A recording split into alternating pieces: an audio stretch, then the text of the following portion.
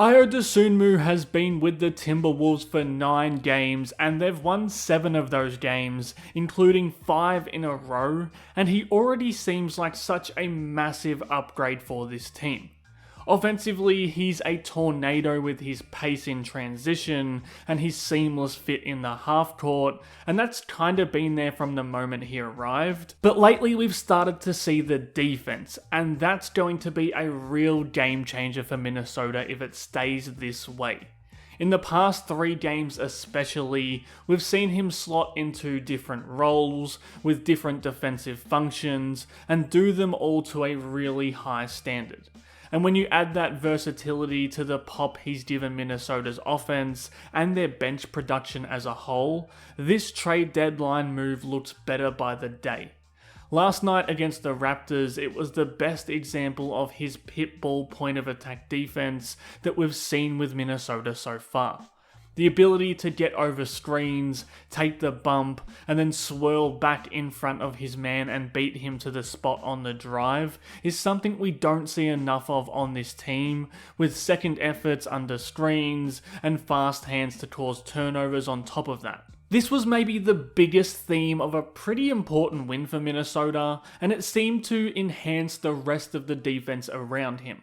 Like, this far away from the rim, he can spin under the pick, and you see him communicate with Gobert that he can drop back onto his man instead of having to overhelp, because Dosunmu has that locked while still being ready to rotate when DiVincenzo gambles, and all of that just allows his teammates to defend in a short shot clock situation, which simplifies their roles and helps them get easier stops.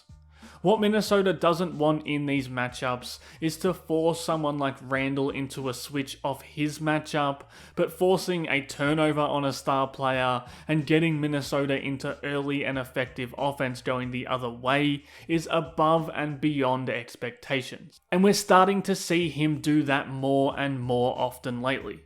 Again, the baseline objectives here are to first not allow the drive, and when he shuts off that option, to keep the Raptors from getting a switch with Naz Reid by getting over the ball screen and staying attached. The ball might still get to Barnes, but Reid is better equipped to deal with him in that area than what could have transpired in a switch situation. And that's why perimeter defense is so important, right? Having someone who can hound the ball means Gobert can focus his attention on this pin down action and still be afforded just enough time to make a play on the ball when his man tries to spring free. Over and over again in this game, Dosunmu gave his teammates that extra breathing room by being this on-ball force.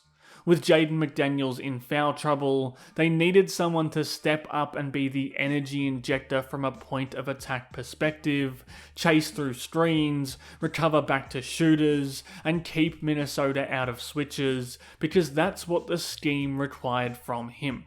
But if we rewind it to the Memphis win a few nights earlier, the game plan was to switch against the tanking Grizzlies.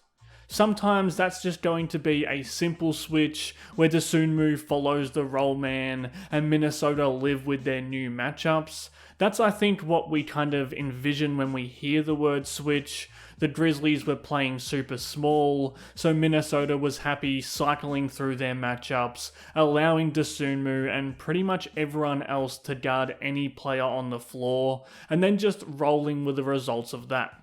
What I found interesting and impressive though, was what Ayo was doing after some of those switches. Obviously there's more basic things like boxing out the bigger player he is switched onto and allowing his bigs to contest rebounds in one-on-one situations rather than having to bang with that extra body.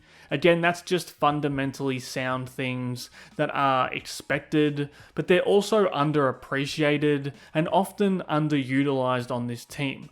If he's switching with a big, it's imperative he gets physical here on a box out and prevents easy second chance opportunities for Memphis.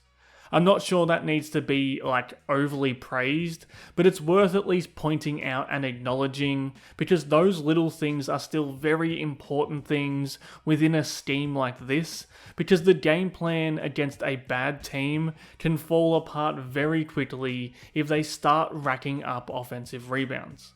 Even on a possession like this, where he's in that box out position on a bigger opposition player, but then comes off that man to affect the shot at the rim, is a great example of staying active in a switching scheme when on-ball duties aren't really as important. And that feels even more true when he's able to parlay it into his trademark transition points on the other end.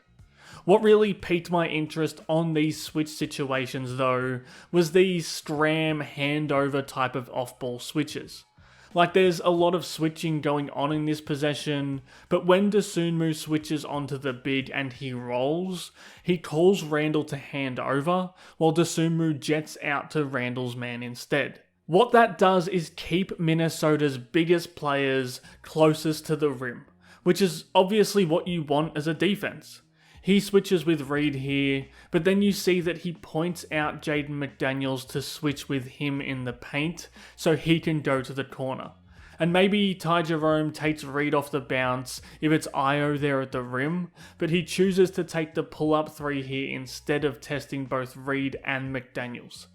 Here's that same thing again when he comes up off that pin down and switches with Kyle Anderson. He instantly points to Gobert to switch onto the roller while he flares out to the wing. What that does is keep Gobert near the basket, but it also keeps Naz Reid on a taller matchup in the corner where he can really dominate the possession physically.